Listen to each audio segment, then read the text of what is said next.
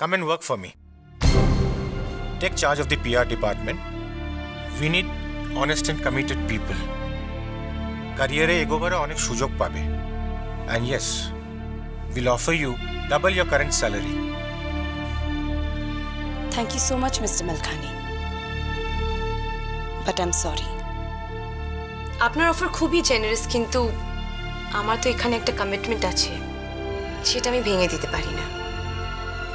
তাছাড়া আপনাকে একটা অন্যায়ের মধ্যে পড়তে দেখি আমি আপনাকে সাহায্য করেছিলাম, তার বদলে আমি কোনো কিছুই আশা করছি না। আমি জানি আপনি কোনো সেলফিশ মোটিভ নিয়ে আমাকে সাহায্য করেননি, আর আমার এই অফারটা কোনো রিটার্ন ফেভার নয়। আমাদের সত্যি একটা পিআর ডিরেক্টর দরকার। আপনার কাজ দেখে আমি ভীষণ ইমপ্রেসড, তাই আমি আপনাকে। ওকে স্যার, আইল কনসিডার ইট। কিন্তু আমার মনে হয় না যে আমি আমার ডিসিশনটা পাল্টাতে পারবো, কিন্তু আপনি যখন বলছেন আমি ডেফিনেটলি ভেবে দেখব।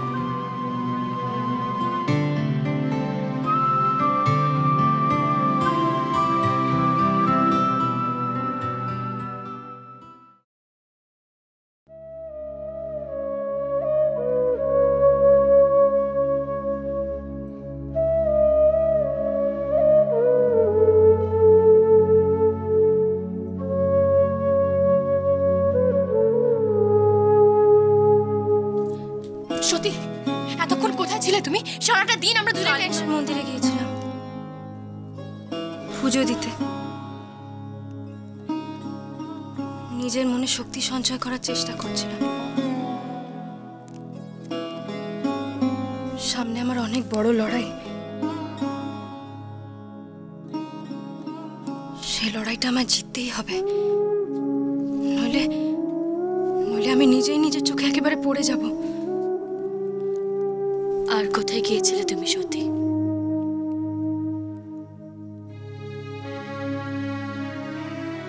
বিনয় মিত্রর বাড়ি।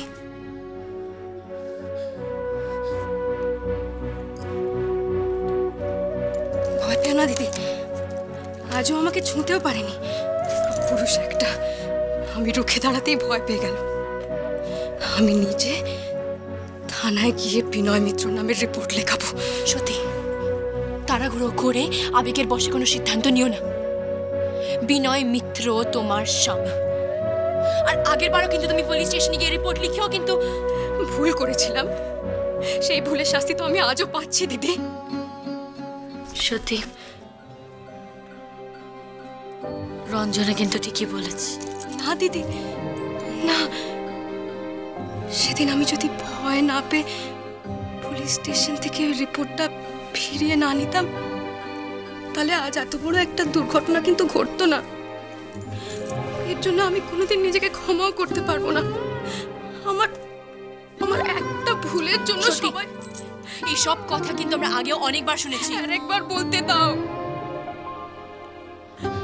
আমার নিজের ভুলের শাস্তি তো আমি পাচ্ছি, কিন্তু আমার স্বামী,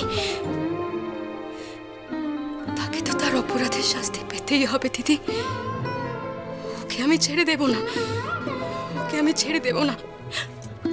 আমার দিদি যে আজকে শরীরে মনে একেবারে ভেঙে খান খান হয়ে গেছে, এর জন্য যে তাই আমি নিজে আর আমার ভাগ্য।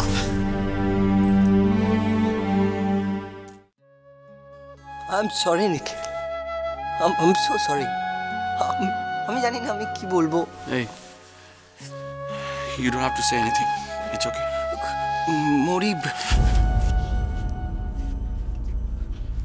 মৌরি কেমন আছে? The Mowri chapter is over, Kyote. It's over. আমার জীবনে মৌরি বলে আর কেউ নেই। And I mean that.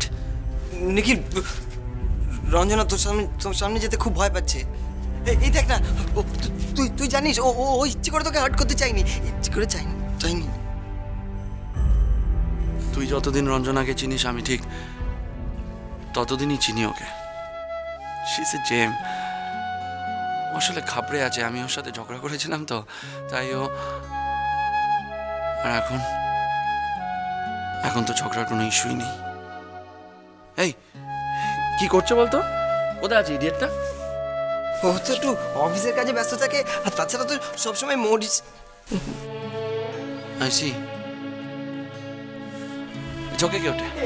এই দেখ না, তোরা দুজনেই আমার কাছে ইকুয়ালি ইম্পর্টেন্ট। আমি একজনের জন্য আরেকজনকে তো হারাতে চাই না। না, মৌরিকে উপলক্ষ করে আমার সাথে রঞ্জনার এতদিনের বন্ধুত্ব নষ্ট হয়ে যাবে। তুই পাগল হয়ে গেছিস?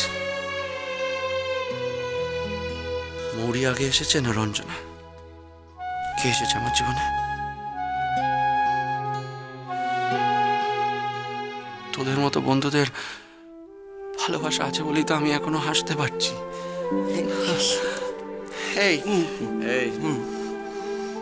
তুই আর রঞ্জনা আমাকে নিয়ে যদি ঝগড়া করেছিস না, আমি কিন্তু মেরে তোর মাথা ফাটিয়ে দেবো একদম।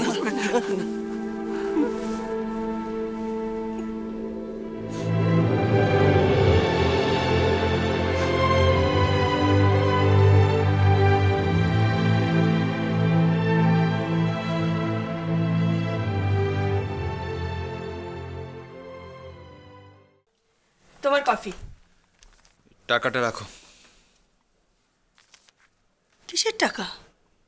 জানি না, রঙ্গন বললো টাকাটা তোমায় দিয়ে আসতে। তোমায় যদি আমি না চিনতাম তাহলে ভাবতাম তুমি আমাকে অপমান করছো। রঙ্গন আমারও ছেলে সমরেশ। ওর পরীক্ষার একটা টার্মের ফিজ আমি দিতে পারি না? হোয়াট? পরীক্ষার?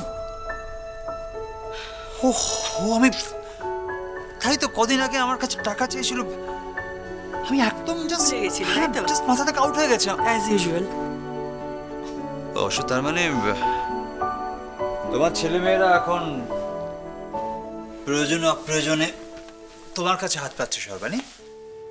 গুড, তুমি নিশ্চয়ই খুব এনজয় করছো সেটা। আমি আমার ছেলে মেয়েদের খুব মিস করি। খুশি হয়েছ শুনে? খুশি হয়েছ তো? এটাই তো চেয়ে এসেছো সারা জীবন ধরে। তুমি অকারণে পরিস্থিতিকে জটিল করার চেষ্টা করছো।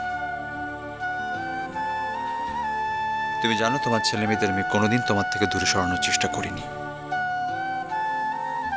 ওরা এখনো শুধু তোমাকেই মা বলে ডাকে, তোমাকে ভালোবাসে ওরা। অবশ্য এখন ওরা যথেষ্ট বড় হয়ে গেছে, নিজেরাই নিজেদের খেয়াল রাখতে পারে। তাই এখন ওদের ভালোবাসতে তোমার ক্যারিয়ারে নিশ্চয়ই কোনো ক্ষতি হবে না সর্বাণী।